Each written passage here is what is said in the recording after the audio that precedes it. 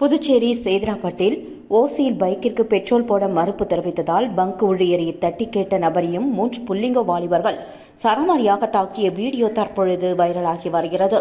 மேலும் அவர்களை பொதுமக்கள் சுற்றி வளைத்து தர்ம அடி கொடுத்தனர்.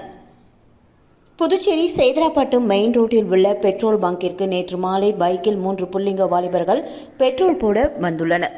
பெட்ரோல் போட்ட பின்பு பணம் கேட்டதால் பங்க் ஊழியரை 3 வாலிபர்களும் சரமாரியாக தாக்கியுள்ளனர்.